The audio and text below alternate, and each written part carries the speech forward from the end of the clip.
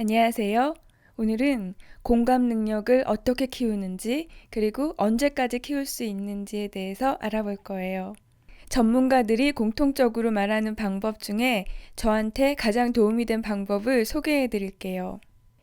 그 첫 번째 방법은 아이들에게 다른 사람 또는 동물에 대한 호기심을 유발시키는 거예요. 아마 아이 키우시는 분들은 아이들이 호기심이 너무 많아서 문제라고 생각하실 건데요. 아이들은 대답하기 어려운 것들만 물어보잖아요.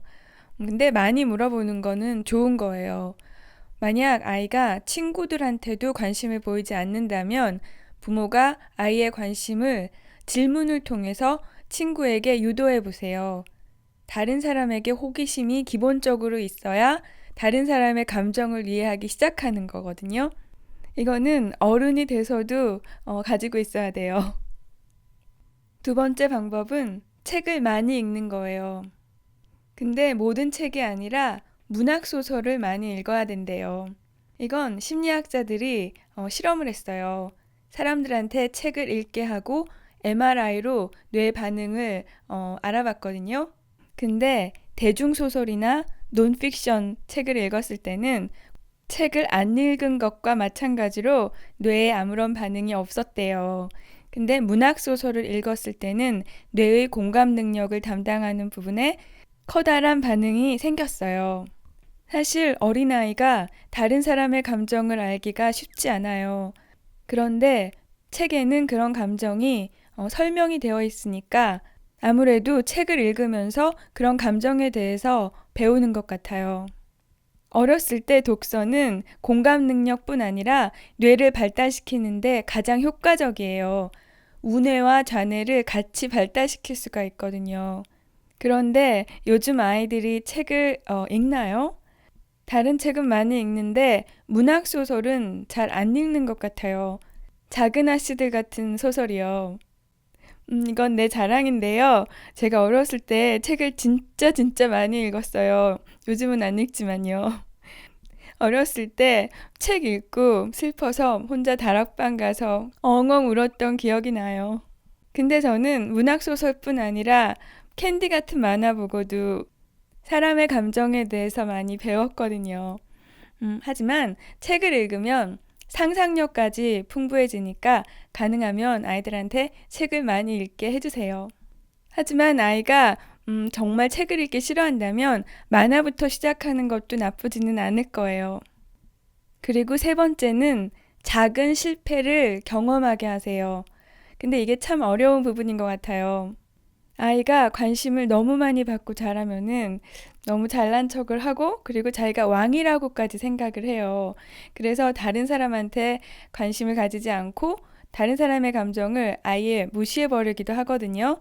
이럴 때는 겸손함을 알려줘야 되는데 아이들이다 보니까 겸손함이 아니라 좌절감을 느껴서 자신의 가치가 없는 존재라고 생각해 버릴 수가 있어요.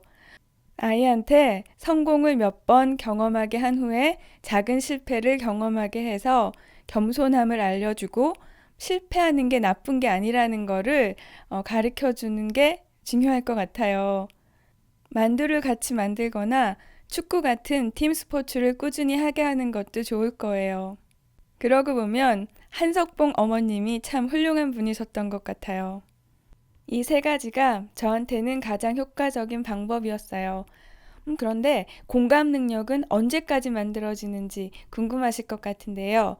전문가들은 만 25세, 그러니까 한국 나이로는 27세까지로 보고 있어요.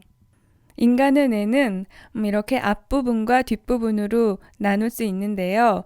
이 뒷부분은 아주 일찍 성장이 끝나요.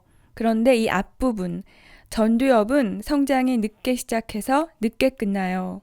공감 능력이나 충동성 억제 등등 인간의 인격에 해당하는 뇌는 전두엽인데요.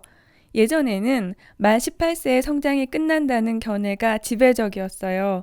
근데 요즘에는 만 25세까지 성장할 수 있다고 보는 게 전문가들의 생각이에요. 그래서 미국에서는 만 25세 미만에게는 사이코패스 진단을 해주지 않아요. 청소년기에 이미 많은 부분이 결정이 되는 거는 사실이에요. 하지만 27세까지는 노력에 의해서 공감 능력이 만들어질 수 있다고 전문가들은 보고 있는 거예요. 제 경험상 이 기간에 공감 능력뿐 아니라 인간적으로 발전하는 가장 효과적인 방법은 큰 실패를 경험하는 거예요. 물론 누구도 실패하는 걸 좋아할 사람은 없어요. 하지만 실패를 한 번도 하지 않는 사람은 없거든요.